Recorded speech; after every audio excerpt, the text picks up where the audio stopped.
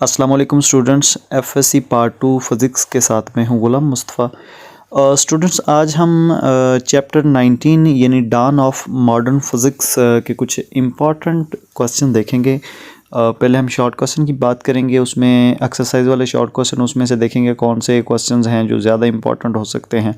इसके अलावा numericals important देखेंगे और फिर थ्योरी में से जो शॉर्ट क्वेश्चन और लॉन्ग क्वेश्चन बनेंगे उनको डिटेल से डिस्कस करेंगे।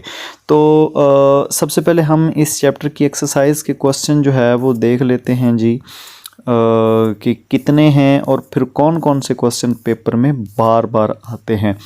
तो ओवरऑल बात की जाए तो इस चैप्टर के जो क्वेश्चन हैं वो बहुत सारे हैं, अप्रॉक्सीमेटली 27 शॉर्ट क्वेश्चंस हैं। तो इनमें से चंद क्वेश्चन जो हैं वो मोस्ट इम्पॉर्टेंट है जो कि तकरीबन हर पेपर में आते हैं। तो उसमें सबसे ज़्यादा जो बात की जाए तो वो है चैप्टर क्वेश्चन नंबर 6 जो है वो काफ़ी इम्पॉर्टेंट है। इसके अलावा क्वेश्चन नंबर 7 भी इम्पॉर्टेंट है, क्वेश्चन नंबर 9 इम्पॉर्टेंट है, क्वेश्चन नंबर 10 इम्पॉर्टेंट है, क्वेश्चन नंबर 11 भी इम्पॉर्टेंट है। इसके अलावा क्वेश्चन नंबर 13, 14, 15 ये भी इम्पॉर्टेंट हैं। और फिर है जी क्वेश्चन नंबर 18, 19 एंड 20 ये क्वेश्चन इंतहाई इम्पॉर्टेंट है।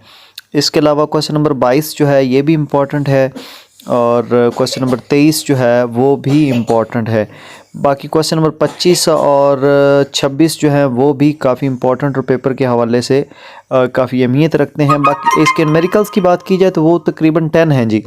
तो 10 में से चंद क्वेश्चन ऐसे हैं बार बार पेपर में आते हैं, लाइक क्वेश्चन नंबर 9 और 10 जो है ये मोस्ट इम्पॉर्टेंट क्वेश्चन है। 8 में से चूँकि इसके 3 पार्ट्स हैं उनमें से कोई एक पार्ट जो लाजमी आ जाएगा पेपर में।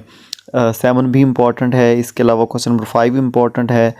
क्वेश्चन नंबर 3 जो है वो मोस्ट इम्पॉर्टेंट है और क्वेश्चन नंबर 2 भी इम्पॉर्टेंट है। खैर 1 भी इम्पॉर्टेंट है लेकिन 2 जो है वो इससे ज़्यादा इम्पॉर्टेंट है।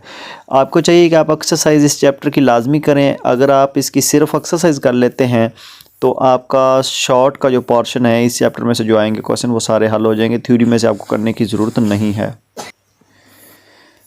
तो इसकी थ्योरी में से अगर शॉर्ट क्वेश्चन और लॉन्ग क्वेश्चन की बात की जाए तो इसके जो फर्स्ट ऑफ ऑल जो इसका क्वेश्चन है जी, स्पेशल थ्योरी ऑफ रिलेटिविटीज़ के जो पास्टुलेट हैं 2 वो शॉर्ट के हवाले से आ सकते हैं। टाइम डायलेशन, लेंथ कॉन्ट्रैक्शन, मास वेरिएशन, एनर्जी मास रिलेशन, इनके ऊपर किसी एक ऊपर नोट पूछ सकता है तो ये एक लॉन्ग क्वेश्चन है।